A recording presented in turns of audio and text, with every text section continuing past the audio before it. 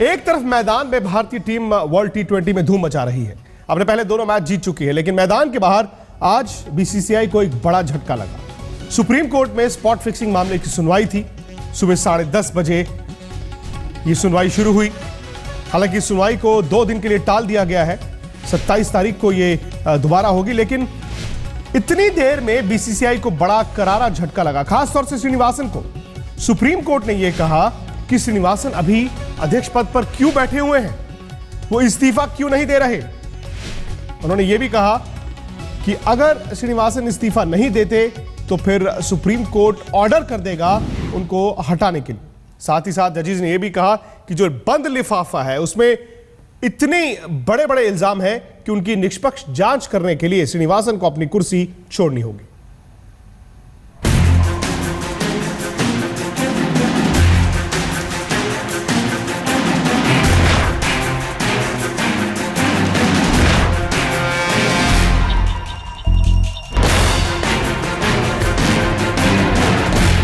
IPL fixing मामले में BCCI chief Srinivasan को अब तक का सबसे बड़ा झटका लगा है।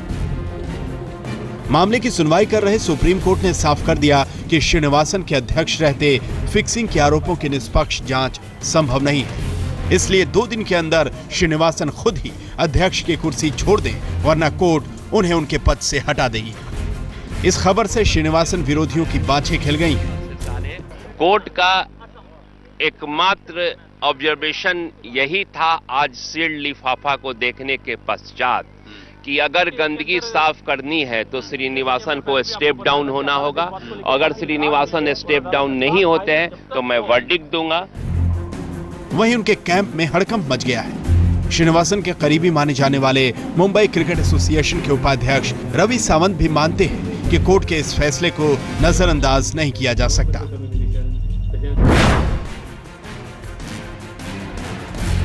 सुप्रीम कोर्ट के कड़े रुख को देखते हुए श्रीनिवासन के पास इस्तीफा देने के अलावा कोई दूसरा रास्ता नहीं बचता।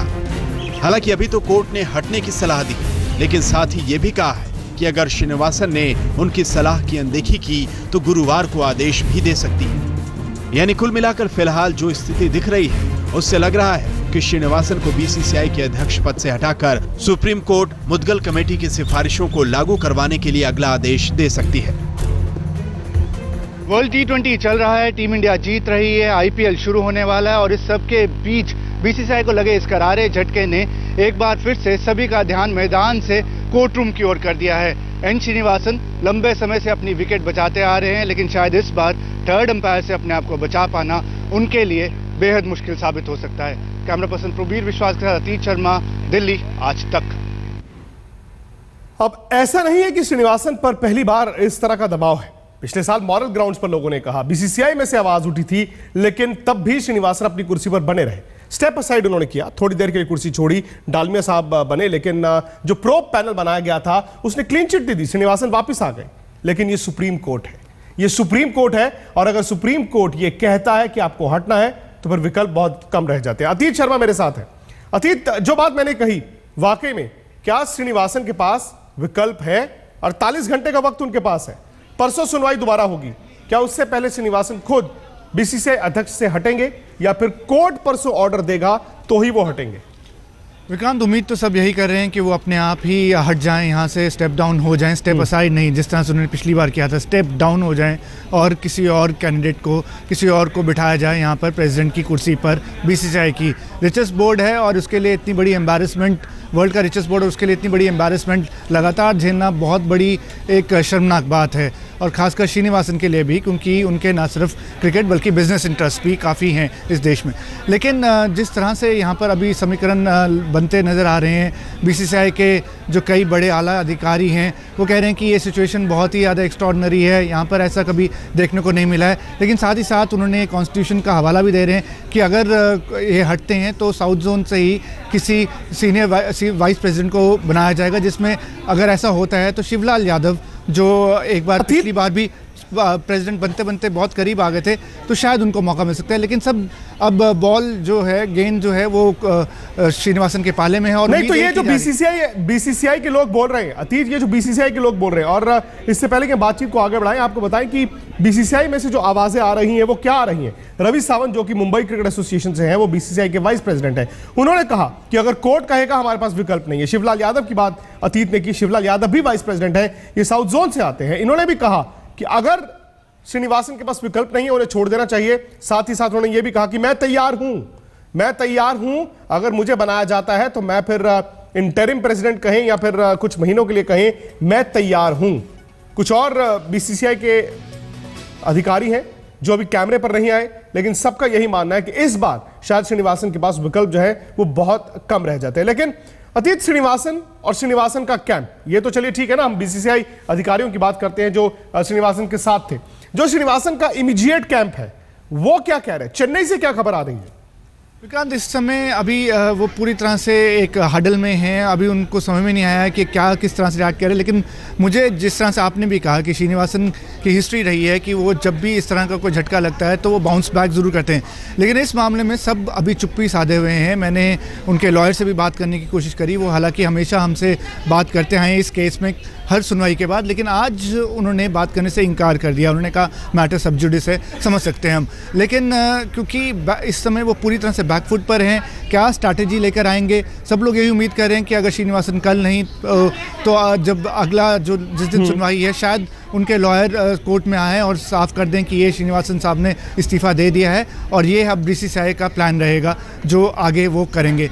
लेकिन अब आगे क्या होगा? राजीव शुक्ला मुंबई पहुंच गए हैं, क्या वो वहाँ पे कोई बीसीसीआई की मीटिंग होगी, क्या आगे का प्लान रहेगा, ये कह पाना अभी इस स्टेज पर।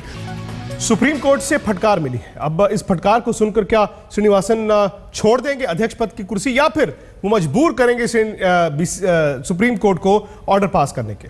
अब ये तमाम सवाल हैं जो श्रीनिवासन के सामने हैं, लेकिन बड़ी बात यह है कि बंद लिफाफे में कुछ ऐसे दस्तावेज या कुछ ऐसी चीजें हैं जो सुप्रीम कोर्ट को लगता है शायद क्रिकेट को बदनाम कर रही हैं, और इसीलिए उन्होंने कहा है कि जब तक श्रीनिवासन रहेंगे तब तक आप निष्पक्ष जांच नहीं करा सकते। लेकिन पूरा मामला क्या है उस पर नजर डालें।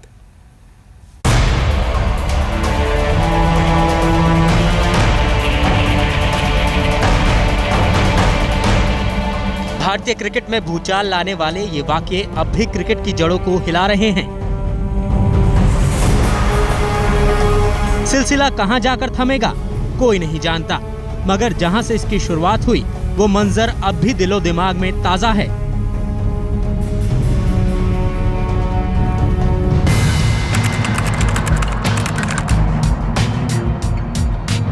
जब आप अपने घरों में सो रहे थे, मुंबई पुलिस राजस्थान रॉयल्स के तेज गेंदबाज एस श्रीशांत को गिरफ्तार कर थाने ले जा रही थी। कुछ घंटों बाद ही अजीत चंदीला, अंकित चौहान भी पुलिस के हत्थे चढ़ चुके हैं।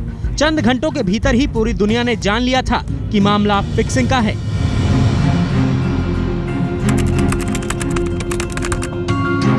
राजस्थान रॉयल्स के पूर्व मीडियम पेसर अमित सिंह को दिल्ली पुलिस ने गिरफ्तार किया।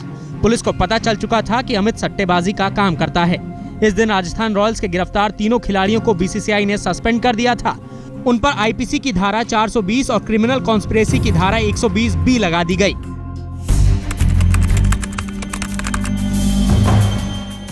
बीसीसीआई ने स्पॉट फिक्सिंग की जांच का जिम्मा एंटी करप्शन चीफ रवि सवानी को सौंपा। उधर राजस्थान रॉयल्स ने अपने तीनों खिलाड़ियों के खिलाफ एफआईआर दर्ज कराई और उन्हें टीम से बर्खास्त कर दिया।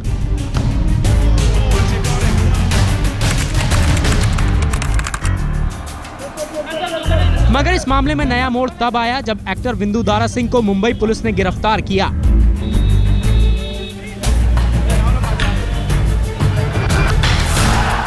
आईपीएल को बंद करने की एक याचिका भी सुप्रीम कोर्ट में दाखिल हुई, जिसे रद्द कर दिया गया। इस दिन अप्रत्याशित घटना हुई। मुंबई पुलिस ने चेन्नई सुपर किंग्स के मालिक और बीसीसीआई अध्यक्ष एन श्रीनिवासन के दामाद गुरुनाथ मयप्पन को सम्मन भेजा। दरअसल बिंदु दारा सिंह ने पुलिस के सामने मयप्पन के राज उगले थे। उसने बताया था कि मयप्पन उसके जरिए सट्टेबाजी करता था। उधर पाकिस्तानी अंपायर असद रऊफ के खिलाफ भी मुंबई पुलिस ने जांच शुरू कर दी। आईसीसी ने फौरन कार्रवाई करते हुए रऊफ को एलीट पैनल से बाहर निकाल दिया। भागने छुपने की तमाम कोशिशें और हाई लेवल ड्रामे के बाद आखिरकार श्रीनिवासन और मयप्पन को झुकना पड़ा। मयप्पन मुंबई पुलिस के सामने आए। उसी दिन उन्हें पुलिस ने और ज्यादा जानकारी हासिल करने के लिए गिरफ्तार कर लिया।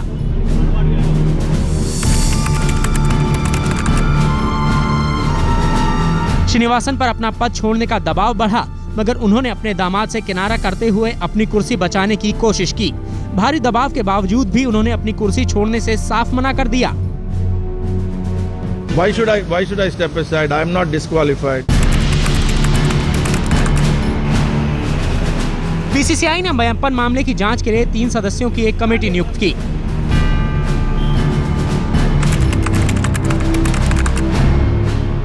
बढ़ते दबाव के बावजूद आखिरकार श्रीनिवासन को झुकना पड़ा। जांच पूरी होने तक के लिए उन्होंने अपने पद से हटने का निर्णय लिया। उन्होंने जगमोहन डालमिया को अंतरिम अध्यक्ष बनवाया। इसके बावजूद श्रीनिवासन आईसीसी की मीटिंग में गए।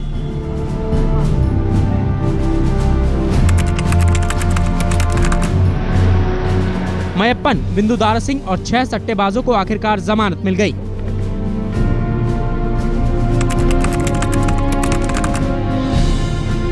राजस्थान रॉयल्स के संयुक्त मालिक राज कुंद्रा और उनके बिजनेस पार्टनर उमेश गोयनका से 10 घंटे तक पूछताछ की गई। दिल्ली पुलिस के उस समय के कमिश्नर नीरज कुमार ने ऐलान किया कि राज कुंद्रा सट्टेबाजी करते थे और वो अपनी टीम पर भी दांव लगाते थे।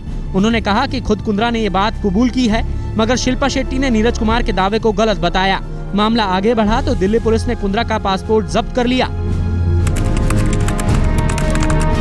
इस तारीख को राज कुंद्रा को बीसीसीआई से सस्पेंड कर दिया गया।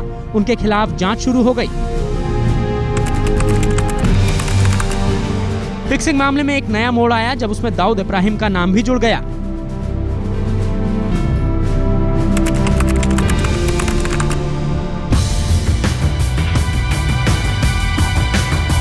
दो जजों की जांच कमेटी ने अपनी रिपोर्ट सौंप दी। इसमें चेन्नई सुपर किंग्स और उसके मालिक एन श्रीनिवासन को क्लीन चिट दी गई। रिपोर्ट में यह भी बताया गया कि मयप्पन के खिलाफ भी कोई सबूत नहीं मिला है।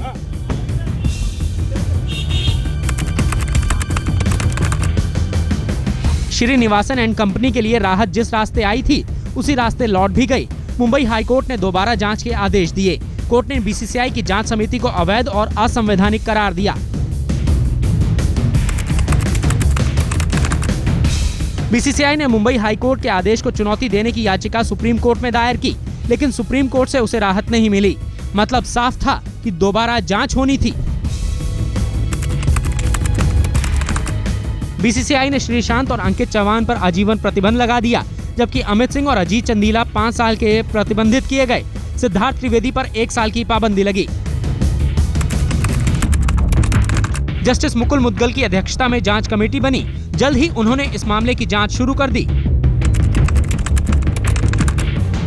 जस्टिस मुद्गल ने 170 पन्नों की अपनी रिपोर्ट सुप्रीम कोर्ट को सौंप दी।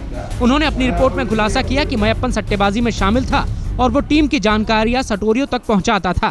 उन्होंने ये भी साफ किया कि मयप्पन चेन्नई सुपर किंग्स का प्रिंसिपल था। आज तक ब्यूरो।